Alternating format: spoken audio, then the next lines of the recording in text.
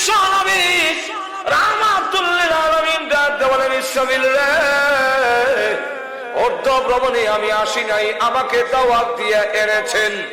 আমাকে দাওয়াত দিয়ে এনে সিংহায় ফু দিয়ে তামাম পৃথিবী ধ্বংস করার জন্য আল্লাহ তোমাকে হুকুম দিবেন না। তুমি আমার সালামের জবাব দিতে পারো। এমনি ইসরাফিল সিংহা সরাইয়া কয়, ওয়া আলাইকুমুস সালাম ইয়া রাসূলুল্লাহ ইয়া হাবিবাল্লাহ ইয়া সাইয়্যিদুল মুরসালিন ইয়া রাহমাতাল লিল আলামিন ইয়া শাফিউল মুযনিবিন ইয়া আশরাফুল আম্বিয়া। এইভাবে বলেন, ওগো নবী, আমি আপনার প্রথম সালামই শুনেছি, কেউ তো জবাব দেয় না, এখানে জাননি। আল্লাহ আমাকে বলেছেন ইসরাফিল রে, সিংহা মুখে লাগাইয়া অপেক্ষা করতে থাকবে, আমি যেই সময় অর্ডার দেব ওই সময় দিতে হবে, একটা সেকেন্ড যেন বেশ কম না হয়। ওগো আল্লাহর নবী, আমি জানি না কোন সময় আল্লাহ হুকুম দিবেন।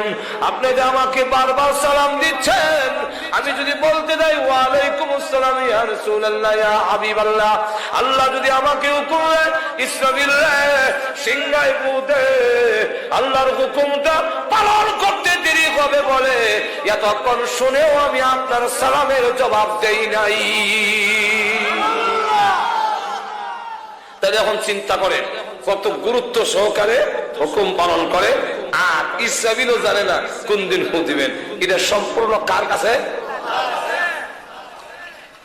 আল্লাহ কেন লুকায় রাখলেন? আল্লাহ বলেন একাই আছে, আল্লাহ বলে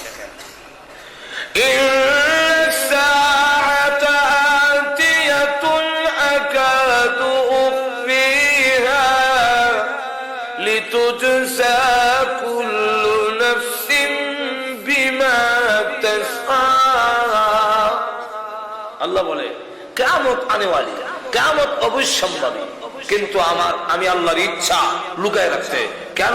যেন তোমাদের প্রত্যেকটা প্রাণীর প্রতিদান, জীবনে যা কামাই করছে তার প্রতিদান, তার যাজা, তার বিনিময়, তার বদলা যাতে দিতে পারি, এই কারণে আমি আল্লাহ এটা লুকায় রাখছি। এটা কেমনে? কারণ হইল লুকায় আমরা প্রকাশ করে দিলেন না ভালো আছিল। অমুক পর্ব 2010 সালের জানুয়ারি ফেব্রুয়ারির 25 তারিখ, অমুক মরবো 26 তারিখ, অমুক মরবো 28 তারিখ, এরপরে আবার মার্চের 10 তারিখ মরবো নসরুদ্দি। এটা আমরা যার আল্লাহ যদি জানাইয়া লিস্টি দিলাই তো সুবিধা আছে, বুঝলে না? জানাইয়া লিস্টি দিলাইলে প্রথম নম্বর হলো পৃথিবীর আইন শৃঙ্খলা ঠিক থাকবে না। আপনারা এই নন্দনপুর বাজারটা ওই পুলিশ আর্মি বিডিআর কন্ট্রোল করতে